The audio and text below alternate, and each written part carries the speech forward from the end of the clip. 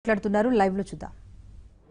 మరి మోడీ సహకరించినా సహకరించకపోయినా మోడీ ఆంధ్రప్రదేశ్కి ఢిల్లీ కంటే గొప్ప రాజధాని కడతానని చెప్పి మోసం చేసిన మోడీ పోలవరం ప్రాజెక్టుకి నేషనల్ ప్రాజెక్టుగా చేసి నిధులన్నీ ఇస్తానని చెప్పి ఇంకా 4500 కోట్లు మనకు ఎగ్గొట్టిన 16,000 కోట్ల రూపాయలు లోటు బడ్జెట్ పూడుస్తానని హామీ ఇచ్చి 3500 కోట్లు ఇచ్చి చేతులు దులుపుకున్నా రైల్వే జోన్ ఇస్తానని చెప్పి మభ్యపెట్టి చివరికి తలేమో ఒరిస్సాకి మొండేమో మనకిచ్చి నష్టాలన్నీ వచ్చేటువంటి ప్రాంతాన్ని మనకు అప్పచెప్పి లాభాలన్నీ వచ్చే ప్రాంతాన్ని ఒరిస్సాకి ఇచ్చిన అనేక రకాలైన మోసాలు 1-2 కాదు షెడ్యూల్ 11-10 షెడ్యూల్లో ఆస్తుల పంపకాలు ఇంకా చేయకపోయినా తెలంగాణకు సహకరించి మన అన్యాయం చేసిన ఈరోజు అనేక రకాలుగా కూడా ఈ రాష్ట్రాన్ని ముందుకు తీసుకెళ్ళగలిగింది ఒక చంద్రబాబు నాయుడు గారు ఈ తెలుగుదేశం పార్టీ ప్రభుత్వంలో ఉండడానికే కారణం.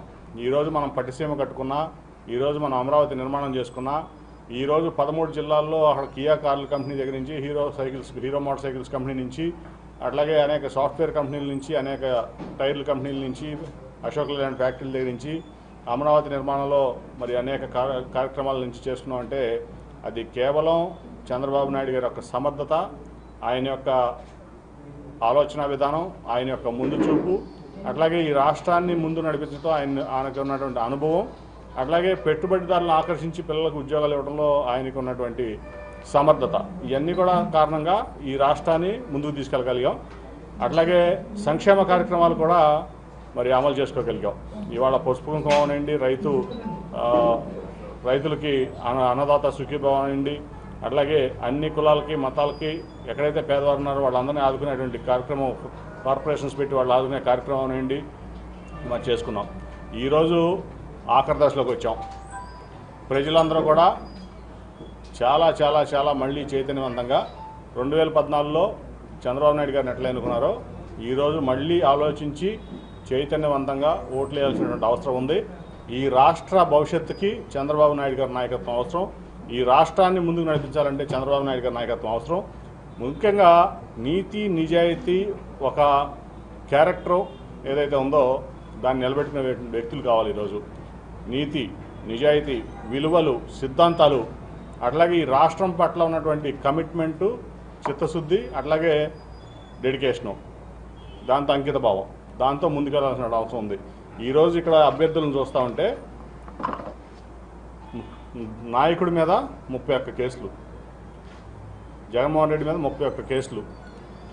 ఈ దేశంలోనే నాకు తెలిసి ఏ పొలిటికల్ పార్టీ అధ్యక్షుడి మీద కూడా అన్ని కేసులు ఉండవు. 31 కేసులు. నిజంగా కూడా సిగ్గు చేటు వాళ్ళ ఈ రాష్ట్రానికే సిగ్గు చేసేటువంటి ప్రతిపక్ష నాయకుడు అంటే అతను కళ్ళకంటా ఉన్నాడు రేపు నేను ముఖ్యమంత్రి అవ్వాలి అని కోరుకుంటా ఉన్నాడు.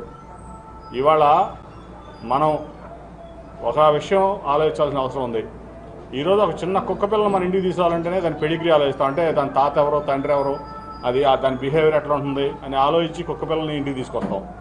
కుక్క పిల్ల పెడిగ్రీ కూడా మనం ఆలోచించేటువంటి పరిస్థితి ఇవాళ ఈ దేశంలో ఉంది. అంత జాగ్రత్తగా ఆలోచించి చిన్న పనైనా చేసేటువంటి ప్రజలు మన ప్రజలు.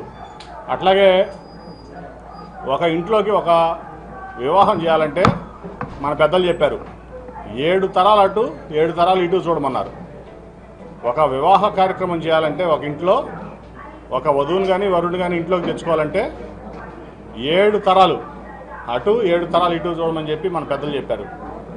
ఆ 7 తరాలు చూస్తే ప్రతిపక్ష నాయకుడి చరిత్ర ఏంటి, వాళ్ళ తాత రాజారెడ్డి దగ్గర నుంచి మనకు తెలుసు, అంతకుముందు తెలియకపోయినా ఆ తాత రాజారెడ్డి దగ్గర నుంచి మొదలు పెడితే ఈరోజు రాజశేఖర రెడ్డి నుంచి మొదలు పెడితే జగన్మోహన్ రెడ్డి దగ్గర నుంచి వస్తే ఇవాళ పూర్తి కుటుంబం అంతా కూడా నేరపూరితమైనటువంటి కుటుంబం, అరాచక శక్తులకు నిలవైనటువంటి కుటుంబం, అరాచక శక్తులకు నిలవైనటువంటి పార్టీ. అటువంటి పార్టీ ఈరోజు ఈ రాష్ట్రాన్ని ఏం చేస్తుంది అనేది ప్రజల ముందు ఉన్నటువంటి అనుమానం. మొన్న తండ్రి అధికారాన్ని అడ్డం పెట్టుకుని ఇన్ని లక్షల కోట్లు దోచేసి మరి దాచుకున్న సొమ్ము దోచుకోవడం కోసం మోడీ కాళ్ళు పట్టుకుని ఆడ కేసీఆర్ని అటు మోడీని ఇక్కడ కుమ్మక్కయ్య జగన్మోహన్ రెడ్డి ఈరోజు ఈ రాష్ట్ర ప్రయోజనాల్ని పణంగా పెడతా ఉన్నాడు. ఇటువంటి కార్యక్రమాలు అనేక కేసులు ఇప్పుడు ఇక్కడ చూస్తే కృష్ణా జిల్లాలో చూస్తేనే దాదాపు ప్రతి అభ్యర్థి మీద కూడా జోగి